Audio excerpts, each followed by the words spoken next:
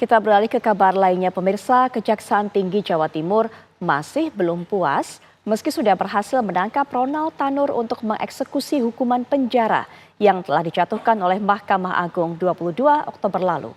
Kejaksaan Tinggi masih akan melakukan upaya hukum agar Ronald Tanur bisa dihukum sesuai tuntutan jaksa.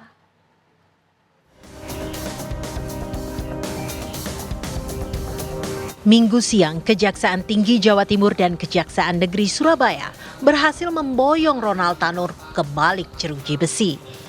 Kejaksaan menangkap Ronald setelah Mahkamah Agung menganulir putusan Majelis Hakim Pengadilan Negeri Surabaya pimpinan Erin Tuah Damanik atas vonis bebas Ronald. Menurut Kejaksaan Tinggi, Ronald sempat ke Singapura setelah divonis bebas oleh 3 hakim Pengadilan Negeri Surabaya yang belakangan kedapatan mendapatkan suap demi vonis bebas Ronald.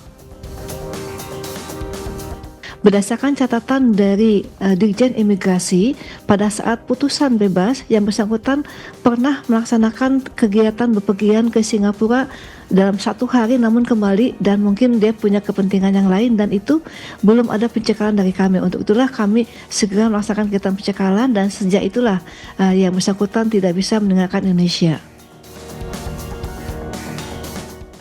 Setelah mendapatkan rilis dari Mahkamah Agung bahwa Kejaksaan Tinggi berwenang untuk segera mengeksekusi hukuman penjara terhadap Ronald, petugas Kejati pun bertindak cepat. Meski berhasil menangkap Ronald, Kejaksaan masih belum puas karena vonis yang dijatuhkan MA adalah 5 tahun penjara atau kurang dari setengah dari tuntutan jaksa, yaitu 12 tahun penjara. Sesuai dengan apa yang kami tuntut yaitu 12 tahun, namun Majelis Hakim memutus dengan putusan 5 tahun penjara. Setidak-tidaknya itu sudah membuktikan bahwa Ronald adalah orang yang harus bertanggung jawab dan sebagai terdakwa yang bersalah sesuai dengan apa yang didakwakan oleh jaksa. Kami mendakwakan dengan pasal berlapis dan yang terbukti oleh Majelis Hakim menurut keyakinan Majelis Hakim adalah dakwaan yang kedua, pasal 351 ayat 3 KUHP, itu pasal penganiayaan. Dengan pengungkapan ada suap di balik vonis bebas Ronald, jaksa memiliki secercah harapan untuk mendapatkan bukti baru atau novum yang bisa diajukan sebagai memori peninjauan kembali. Kami sudah melaksanakan eksekusi, kecuali kalau di kemudian hari kita temukan novum, kita bisa mengajukan PK. Karena pada prinsipnya pada saat kasasi ini kami juga tetap pada dakwaan kami meminta kepada Majelis Hakim agar bisa memutus perkara ini dengan tuntutan pidana sesuai dengan tuntutan kami 12 tahun penjara dan pembuktian pasal 338 KUHP, itu pasal pembunuhan. Tetapi Majelis Hakim berkeyakinan lain. Namun demikian apabila memang kita temukan novum, pasti kita akan ajukan PK dengan tetap menuntut 12 tahun pidana penjara. Sampai saat ini kami masih sudah final, kecuali kalau tim dari Kejaksaan Agung dalam hal penyidikan dengan mengungkap perkara 3 hakim yang sudah ditangkap, nanti ada temuan baru bagi kami yang bermanfaat dalam perkara Ronald Tanur, pasti kita akan jadikan novum. Setelah ditangkap Minggu siang, Kejaksaan Tinggi segera memproses Ronald Tanur sebagai narapidana dan mengirimkannya ke Rutan Kelas 1 Kota Surabaya. Di sana, Ronald akan mendekam selama 5 tahun.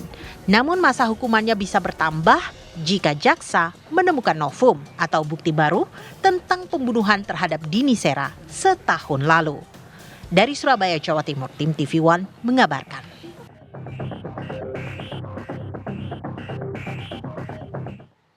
Juru bicara Mahkamah Agung, Hakim Agung Yanto, dalam konferensi persnya Senin siang angkat bicara soal 3 hakim yang diduga terlibat suap dalam kasus Ronald Tanur, termasuk putusan hukuman terhadap Ronald Tanur yang dianggap cukup ringan.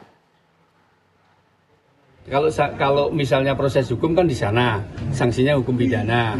Nah kalau sanksi etik kan biasanya kan ada non palu, ada nggak boleh dan sebagainya itu kan. Tapi kalau sanksi pidana, kalau seandainya ada pidana kan udah di kejaksaan. Kita tidak akan mencampuri, ya, tidak akan mencampuri proses hukum. Pak, ya. Pak sebenarnya gimana Pak? Kan kayaknya kan udah minta untuk dipecat secara reformatif Pak, jadi gimana? Oh itu yang Ronald Tanur, ya. Jadi gini, tatkala itu proses hukumnya berjalan, maka Mahkamah Agung menunggu proses hukum, ya. Karena pelanggaran hukum otomatis pelanggaran etik, tapi pelanggaran etik belum tentu pelanggaran hukum. Maka kalau pelanggaran hukumnya itu terbukti, dengan sendirinya yang bersangkutan akan diusulkan kepada Presiden untuk diberhentikan dengan tidak hormat. Oke. Itu berlaku juga untuk yang kasasi. Itu yang Ronald Tanur ya. Kalau yang untuk 3 hakim kasasi, Ya itu tadi kan klarifikasi, ya klarifikasi ini.